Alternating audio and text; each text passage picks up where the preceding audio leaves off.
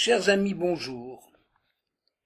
Dans son discours aux enfants d'Israël, Moshe Rabbeinu apostrophe le peuple en disant : « Ce n'est pas à vos fils que je m'adresse, mais à vous-mêmes, car vos fils, eux, n'ont pas vu la grandeur de l'Éternel et sa main forte, ses signes et ses œuvres, qu'il a fait au milieu de l'Égypte, au Pharaon et à tout son pays, à ses chars et à ses cavaliers qu'il a noyés dans la mer, et tout ce qu'il a accompli dans le désert, jusqu'à votre arrivée en ce lieu, ce qu'il a fait à Dathan et à Abiram, fils d'Eliav, de la tribu des Rouven, quand la terre s'est entr'ouverte, et les a engloutis, eux et leurs biens, et tous ceux qui se trouvaient dans leur parage. » En quelques mots, Moshe Rabbeinu rappelle les temps forts de la marche dans le désert et les incidents les plus marquants. Ce qui est curieux dans cette énumération est que Moshe ne mentionne pas la révolte de Korach, laquelle paraît plus importante que l'action de Dathan et Abiram, personnages de second plan. En effet, si nous relisons l'histoire de la révolte de Korach, nous nous apercevons que Korach est le principal initiateur de la révolte, puisque c'est à lui que Moshe Rabbeinu s'adresse pour calmer la situation, en disant « Faites ceci, toi Korach et toute ton assemblée, demain vous prendrez des encensoirs, vous y mettrez du feu et de l'encens devant l'Éternel, et l'homme qu'Hachem choisira sera saint pour l'Éternel. » Puis Moshe envoya chercher Dathan et Abiram, mais ceux-ci ont refusé de se présenter en ajoutant des invectives à son adresse, à l'adresse de Moshe, en disant « Non seulement tu nous as fait monter du pays d'un pays ruisselant de lait et de miel, pour nous faire mourir dans le désert, mais en plus tu exerces ta domination sur nous. » Moshe en fut très irrité, au point d'adresser une prière à Hachem, demandant à Dieu de ne pas agréer leur offrande. Nous voyons d'après ces textes que Korach est bien l'artisan de la révolte, et que Dathan et Abiram ne sont que les acolytes. Donc la question demeure, pour quelle raison, dans son dernier discours, Moshe mentionne Dathan et Abiram plutôt que Korach. Ce seul détail nous révèle ce que dit le Zohar. On ne peut comprendre le passé que par l'avenir. Lui seul donne un sens à ce passé. Et comme l'écrit Jacques Attali dans son livre 1492, on juge les actes de l'homme d'après leurs conséquences, et de même l'histoire d'une année ne saurait être vraiment comprise qu'à la lumière de ce qui en a découlé. L'illustration de ce principe se trouve déjà dans la Torah, à propos de la mission de Moshe Rabbeinu, lorsque Moshe Rabbeinu demande un signe pour prouver l'authenticité de sa mission aux yeux des enfants d'Israël, alors qu'il était devant le buisson ardent. Dieu lui dit « Je serai avec toi, et ceci sera le signe que c'est moi qui t'envoie, quand tu auras fait sortir le peuple de l'Égypte, vous servirez à Elohim sur cette montagne. » Le signe donné par l'Éternel n'est pas a priori, c'est-à-dire ce n'est pas un signe au présent, un signe déjà accompli, mais un signe a posteriori, un signe qui sera la conséquence d'une action présente et qui n'apparaîtra que plus tard. Lorsque Moshe annonce son discours, 40 années se sont déjà écoulées, et les promesses avancées par l'Éternel peuvent donc être vérifiées au niveau de leur réalisation. Les enfants d'Israël peuvent se rendre compte à présent que les paroles de Moshe sont devenues une réalité, et qu'ils jettent une grande lumière sur le passé qu'ils ont vécu, en donnant un sens à ce qui pouvait leur paraître inconcevable ou irréalisable. Moshe déroule sous leurs yeux des événements depuis sa fuite en pays de Madian, point de départ de toute sa carrière au service des enfants d'Israël. Qui étaient Dathan et Abiram? Deux personnages très intelligents, mais ils s'étaient détournés de la foi des ancêtres et employaient leur intelligence à faire le mal autour d'eux. Un jour, le jeune Moshe, fils adoptif de la fille du Pharaon, un jour est sorti comme à son habitude pour aider ses frères esclaves chaque fois qu'il le pouvait. Tout à coup, il voit un Égyptien frapper outre mesure un surveillant hébreu. Non, certainement dans l'espoir de le tuer. Pourquoi pas? Parce qu'il venait d'abuser de sa femme, et il craignait d'être puni si la chose se savait. Cet officier du Pharaon, ayant démis Dathan de ses fonctions, car il s'agissait bien de Dathan, qui était justement chargé de superviser le travail des esclaves hébreux, l'officier du Pharaon voulait l'envoyer loin de son domicile pour perpétrer à nouveau son forfait. Mais Dathan a refusé, alors l'officier a usé de force. Mais Moshe, qui a assisté à ce spectacle, a eu soudain une inspiration divine. Parce que le texte dit, il a regardé à gauche et à droite, et il n'a rien vu. Il s'agissait d'une inspiration divine qui révélait à Moïse qu'il n'y aurait aucun tzaddik parmi la descendance de cet Égyptien. C'est-à-dire, il était comme un ilan srak, ça veut dire un arbre qui ne donne pas de fruits. Alors, puisqu'il ne donne pas de fruits et qu'il méritait la mort parce qu'il voulait tuer, justement, Moïse a exécuté cette décision, il l'a prise immédiatement. Donc, Moïse a décidé de tuer l'Égyptien, le seul moyen de se débarrasser d'un homme cruel, auteur de plusieurs morts parmi les esclaves hébreux. Et il recommanda alors à Dathan de garder l'affaire secrète. Or, le lendemain, il voit Dathan, qu'il avait sauvé de la mort, en train de se disputer avec son beau-frère Abiram. Et Moshe lui dit, « Racha, pourquoi lèves-tu la main sur ton frère ?»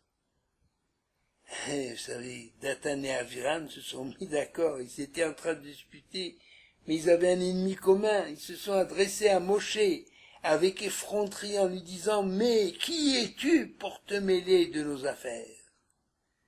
Attention, hein, à toi. Tu es le fils de Yochevet, et tu te fais passer pour le fils de Bithia, la fille du Pharaon. Attention à toi.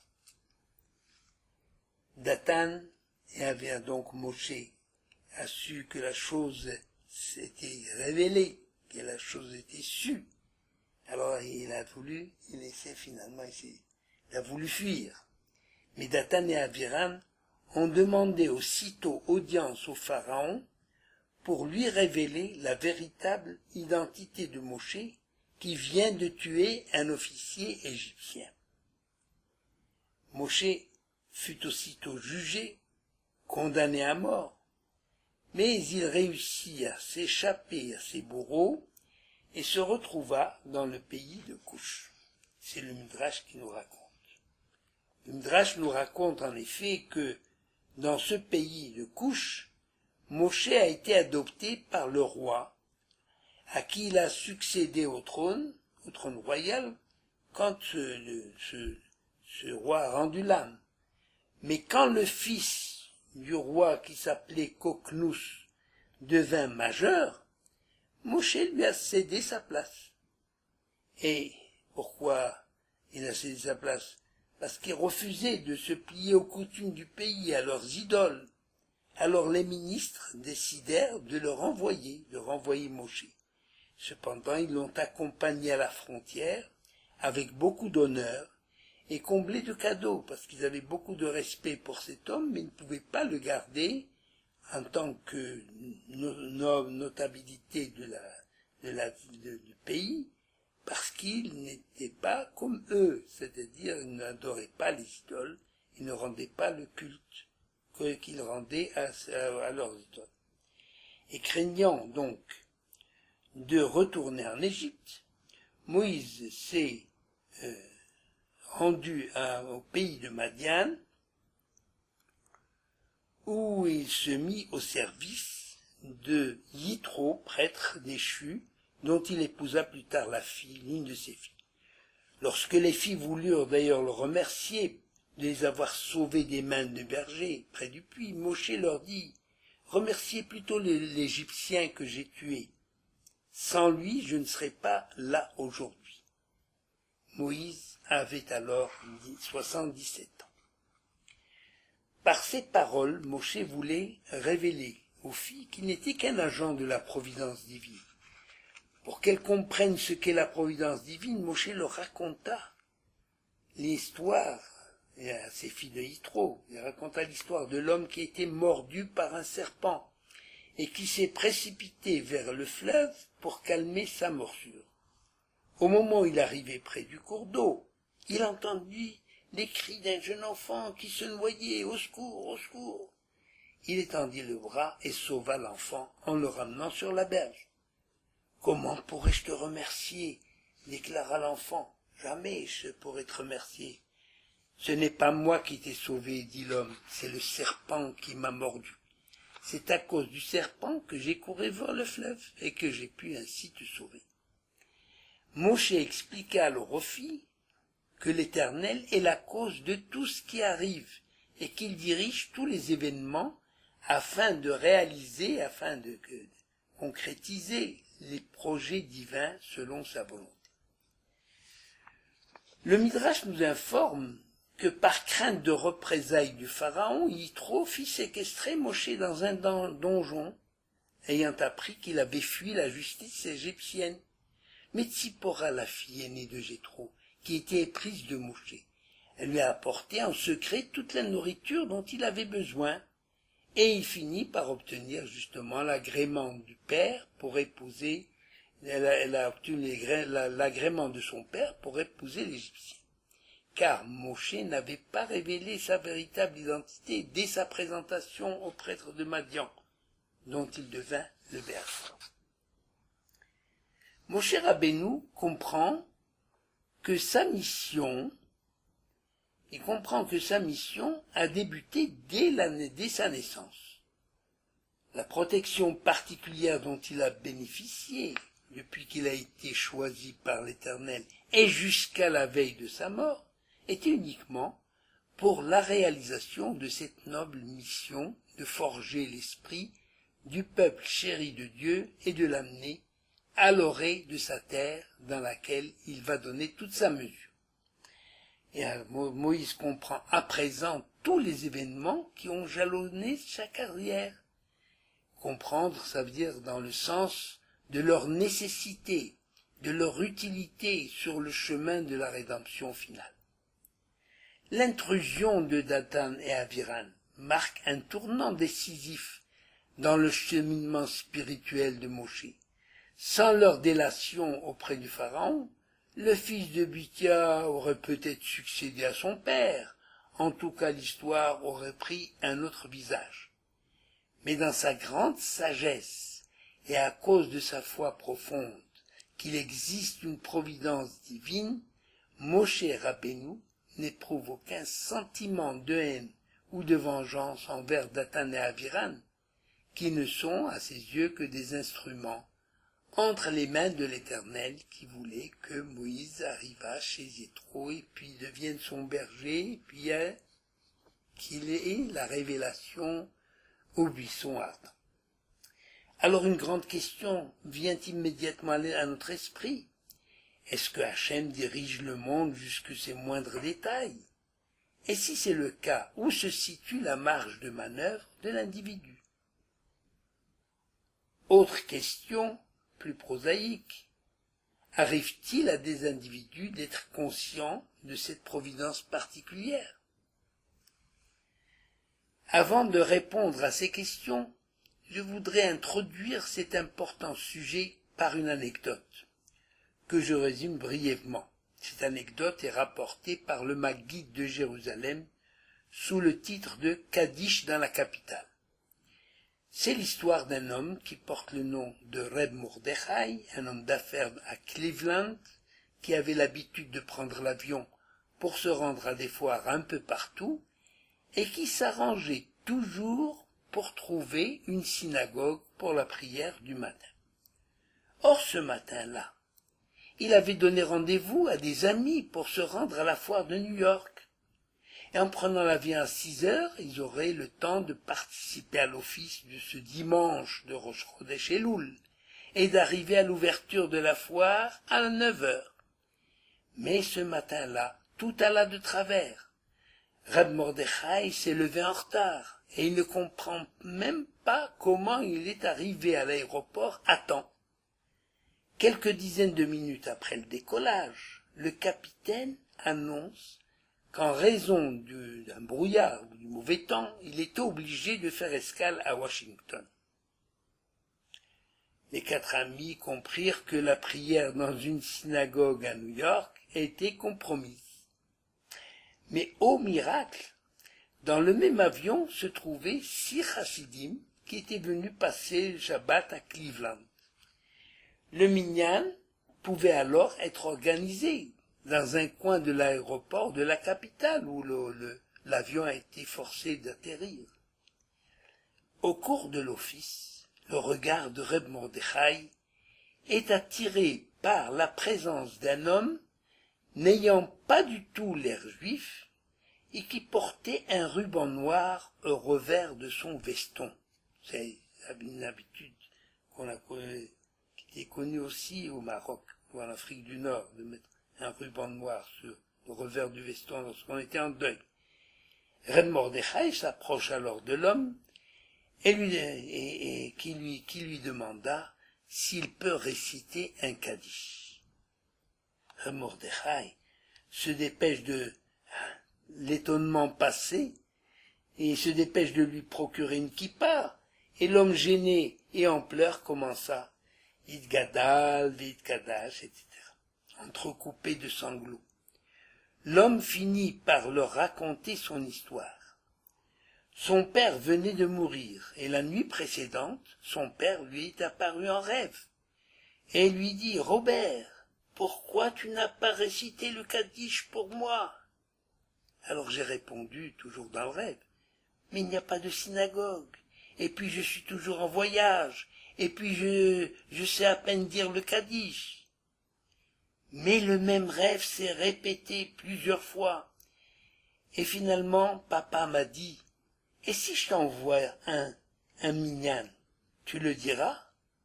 Bien sûr, ai-je répondu, et je me suis réveillé, très troublé et bouleversé par ce rêve. En m'habillant pour prendre l'avion, je réussis à me convaincre que mon rêve n'avait aucune signification. Mais quand je suis arrivé à l'aéroport et que je vous ai aperçu en train de prier, j'ai compris que ce minyan m'était destiné. C'est le minyan que mon papa m'a envoyé pour que je puisse dire le Kaddish. Histoire vraie, très émouvante.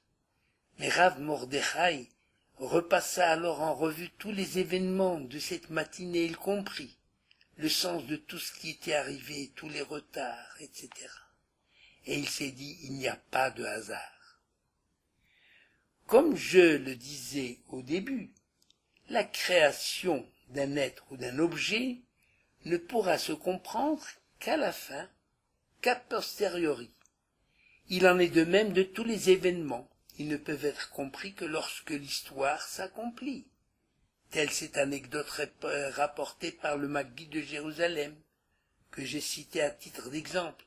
Mais ces situations dans la vie étant si multiples et si variées à l'infini qu'on pourrait citer 1000 exemples, c'est c'est l'histoire de Reb Mordechai qui a fini par comprendre que l'homme n'était qu'un pion sur l'échiquier du maître de l'univers, sans pour cela que l'homme soit contrecarré dans son libre arbitre.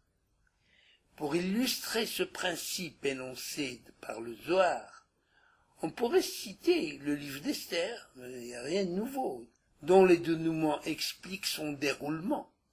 Aman, descendant d'Amalek, pense que tout ce qui arrive dans le monde est le fruit du hasard, alors que c'est la providence divine qui fait que les événements de la vie ont un sens, qu'ils sont le produit de la volonté divine, mais en même temps, il se dirige vers un but que Dieu leur a assigné, à savoir la rédemption de l'humanité. Si nous prenons conscience de cette réalité, si nous écartons le doute de nos cœurs quant au fonctionnement du monde, alors à notre niveau, nous aurons fait avancer l'histoire. L'éclairage que l'on a apporté sur l'histoire de Moshe Rabbeinu peut s'appliquer à n'importe quel homme, à n'importe quel peuple. Il en découle que la vie n'est pas linéaire, que le déroulement d'une vie n'est pas une fatalité. La roue peut tourner dans le bon ou le mauvais sens. Si l'individu admet cette réalité, et s'il en a le courage et la volonté, il peut décider de rompre la monotonie ou l'indigence de sa vie et faire prendre à son existence une autre direction, une autre voie, à la faveur d'un incident, d'un accident ou d'une rencontre ou d'une découverte.